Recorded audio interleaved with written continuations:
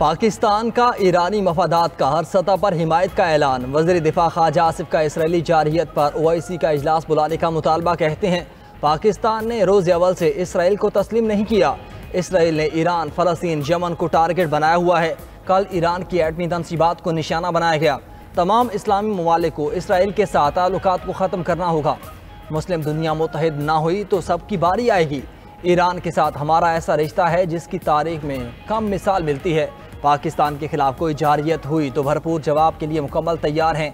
चंद हफ्ते कबल अपने से 5 गुना बड़े दुश्मन को शिकस्त दे चुके ऑपरेशन बुनियानुल मरसूस में कामयाबी से कौम की इज्जत में इजाफा हुआ।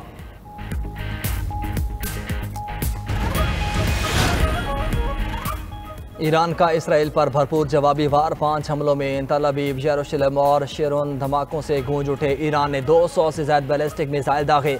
हमलों में 4 इसराइली हलाक, 70 से ज्यादा जख्मी। कई इमारतें तबाह हो गईं।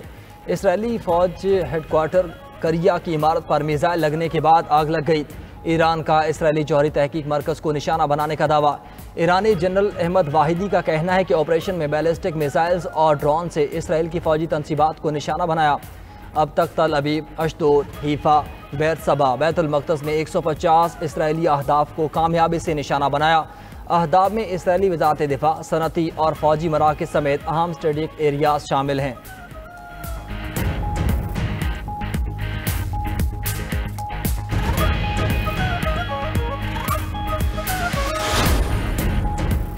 इसराइल के भी ईरान पर हमले जारी। अब तक 78 अफराद शहीद, 329 जख्मी हो चुके। हमलों से कई इमारतों को आग लग गई, मुतअद्दिद मुकम्मल तबाह हो गई।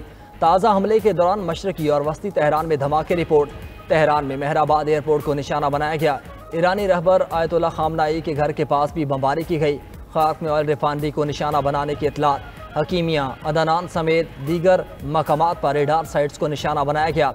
ताज़ा इसराइली हमलों में ईरान के 2 मजीद सीनियर अफसरान की शहादत की तस्दीक।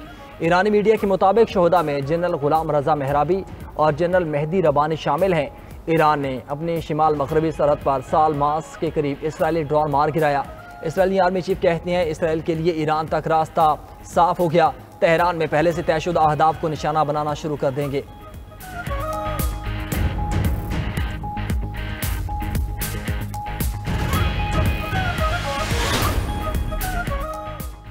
सेहूनियों के लिए जिंदगी मुश्किल हो जाएगी, अब इनको भागने की इजाजत नहीं देंगे। ईरानी सुप्रीम लीडर का ऐलान। आयतुल्लाह अली खामनाई ने ईरानी अवाम के नाम पैगाम में कहा, सेहूनी रियासत को अपने जराइम का खुमियाजा भुगतना पड़ेगा।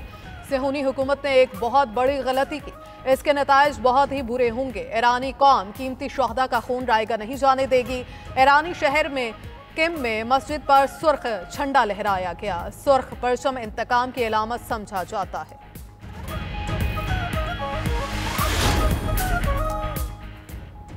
जवाब मिलते ही इसराइल वजीर आज़म समेत पूरी काबीना हिफाजती बंकर मुंतकिल। बंकर के अंदर इजलास से खिताब में नेतन्याहू ने कहा, शहरी इलाकों पर मिसाइल दागकर ईरान ने सुर्ख लकीर पामाल की। ईरानी हुकूमत को खुमियाजा भुगतना होगा। अगर ईरान पर हमला ना करते तो इसराइल का वजूद खतरे में पड़ जाता। ईरान के मिसाइल तैयारी की सलाहियत तबाह कर देंगे। जंग 2 हफ्ते तक जारी रह सकती है। उधर इसराइली फौज का यमन से दागे गए 3 ड्रोन मार कर आने का दावा। इसराइली फजाइया के मुताबिक यमन से आने वाले ड्रोन को कामयाबी से रोका गया।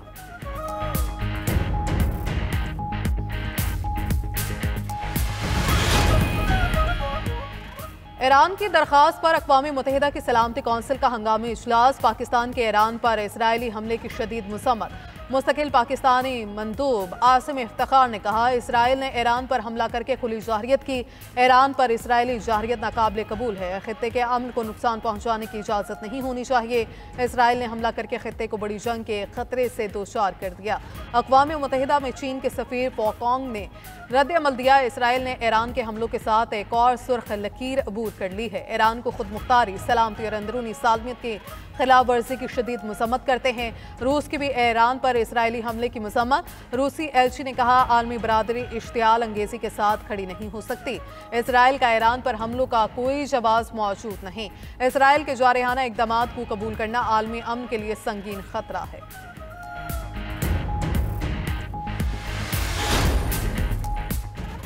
इसराइली हमले में नतंज की एटमी तनसीब तबाह कर दी गई। बैनुल-अक़वामी एटमी तवानाई एजेंसी की तस्दीक सरबरा IAEA राफेल ग्रोसी ने सलामती कौंसिल के हंगामी इजलास में खिताब करते हुए कहा, नतंज में ज़मीन से ऊपर ईरान का अफजूदगी का प्लांट तबाह किया जा चुका। ईरानी हुकाम बताना कि इसराइल ने 2 मजीद एटमी तनसीब पर भी हमला किया। फरूद का तवानाई की अफजूदगी का प्लांट और इस्फहान का प्लांट शामिल है। नतंज पर हमले के बाद वहां एटमी ताबकारी की अब तक कोई इतलात नहीं है। अमरीकी अखबार न्यूयॉर्क टाइम्स के मुताबिक इसराइली हमलों के बावजूद ईरान का जौहरी प्रोग्राम सलामत है। ऐसा लगता है कि इसराइल जौहरी ईंधन के मुमकिन ज़ख़ीरे को नुकसान नहीं पहुंचा सकता।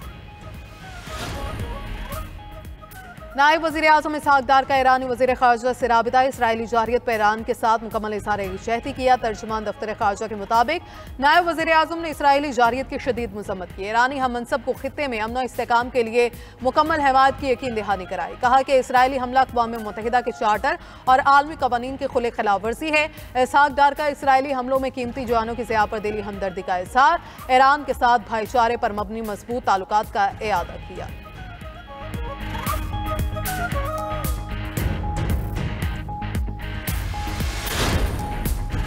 माहौलियाती वसाइल को हथियार बनाना खतरनाक हो सकता है। भारत ने सिंताज मुआहिदे को गैर कानूनी तौर पर मुअत्तल किया। मोदी हुकूमत ने पहलगाम वाक़े पर तहाल कोई शवाहिद पेश नहीं किए। पाकिस्तानी पार्लिमानी वफ़द के सरबराह बिलावल भुट्टो की ब्रसेल्स में गुफ्तगू। कहा कि भारत ने पाकिस्तानी पेशकश के जवाब में बिला इश्तियाल जारहियत की। भारतीय हमलों के जवाब में पाकिस्तान ने दिफा का हक इस्तेमाल किया। मसला कश्मीर का वाहिद हल अक़वाम मुत्तहिदा की करारदादों पर अमल है।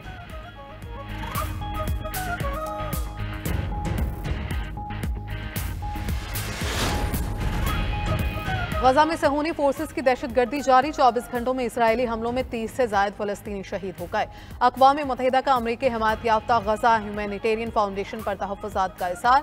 कहा कि फाउंडेशन इमदाद को मुतासरा अफराद तक पहुँचाने में नाकाम रही। अक़वाम मुत्तहिदा और बड़े इमदादी तंजीम गजा ह्यूमैनिटेरियन फाउंडेशन के साथ ताउन से इनकार कर चुकी। गजा ह्यूमैनिटेरियन फाउंडेशन को इसराइली मफादात को तरजीह देने वाला इदारा करार दिया गया। उधर इसराइल ने मस्जिद अक्सा और मस्जिद इब्राहीम को मुकम्मल तौर पर बंद कर दिया।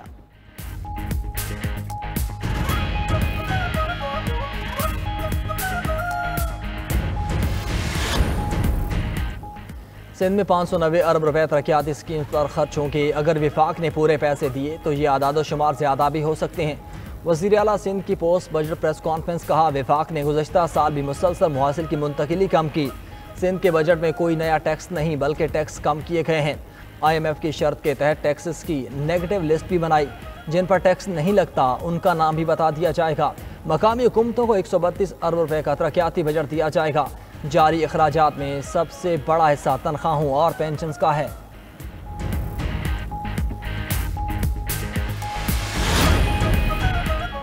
विफाक सिर्फ इस्लामाबाद नहीं बल्कि तमाम सूबे हैं। तरक्याती अखराजात में KP को नज़रअंदाज किया गया।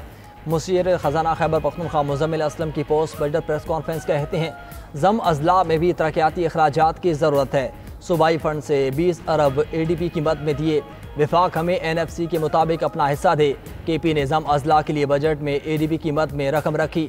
40,000 की तनख्वाह पर प्रोफेशनल टैक्स नहीं होगा।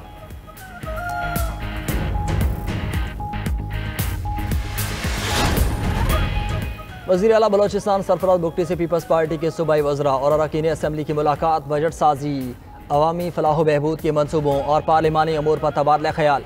वज़ीर आला बलोचिस्तान का कहना था कि तारीख में पहली बार PSDP फंड्स का 90% से ज़ायद इस्तेमाल हुआ। हुकूमत का मकसद सिर्फ बजट बनाना नहीं बल्कि आवाम की अमली खिदमत है। अवामी एतमाद बहाल करना और सर्विस डिलीवरी बेहतर बनाना अव्वलीन तरजीह है।